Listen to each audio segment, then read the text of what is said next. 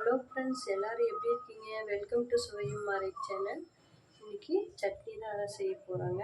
இட்லிக்கு அவ்வளோ சூப்பராக இருக்கும். இது ஒரு டைம் நீங்கள் இந்த மாதிரி அரைச்சி பாருங்கள். எப்போவுமே இந்த சட்னி தான் கேட்பாங்க.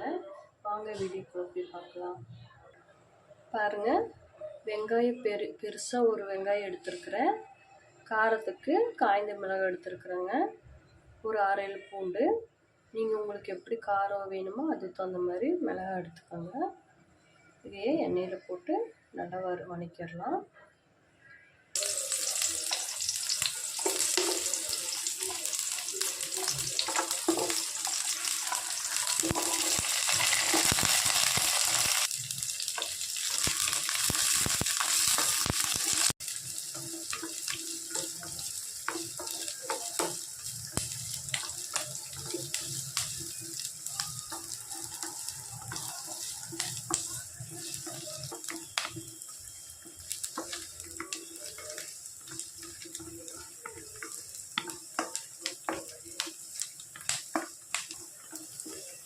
பாருங்கள், வெங்காயம் பூண்டு மிளகாலாம் நல்லா வதங்கிருச்சு. நான் ஒரு 2 தக்காளி கட் பண்ணி வச்சுருக்கேன், அதை போட்டுடலாம்.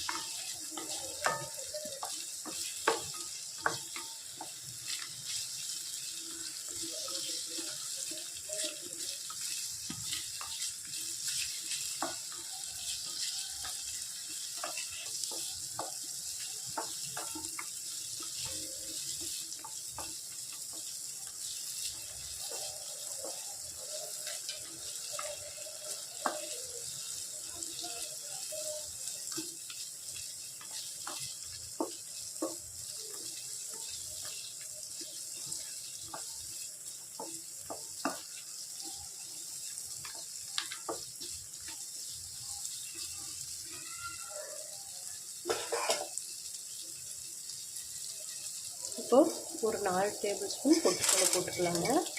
உங்களுக்கு எவ்வளோ தேவையோ அந்தளவு போட்டுக்கோங்க. எத்தனை பேர் இருக்கிறாங்களோ அதுக்கு தகுந்த மாதிரி பொட்டுக்கடலை போட்டுக்கோங்க. அதையும் சேர்ந்து நல்லா வதக்கி விட்டுடலாம்.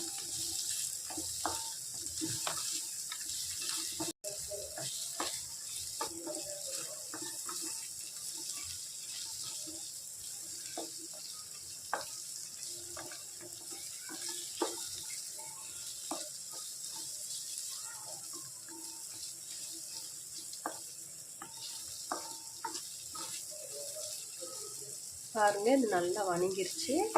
இது நல்லா ஆற விட்டு மிக்சியில் அரைச்சிடலாம். பாருங்கள், இது நல்லா ஆறிடுச்சு. இதுக்கு தேவையான அளவு உப்பு போட்டு நம்ம மிக்சியில் அரைச்சிட்டு வந்துடலாம்.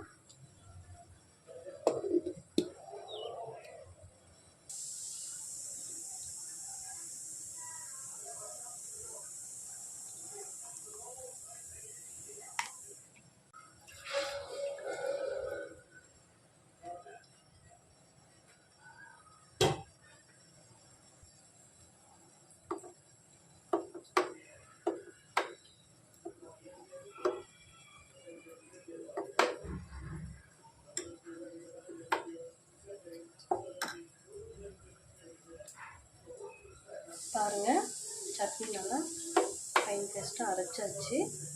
இதுக்கு தேவையான தண்ணி ஊற்றியாச்சுங்க. நம்ம இதுக்கு ஒரு தாளிப்பு கொடுத்துருக்கோம், அதையும் ஊற்றிடலாம். கடுகு, கருவேப்பிலை, உளுத்தம்பருப்பு, கொஞ்சம் மல்லித்தலை எல்லாமே போட்டு இதில் தாளித்து வச்சுங்க. அதையும் ஊற்றிடலாம்.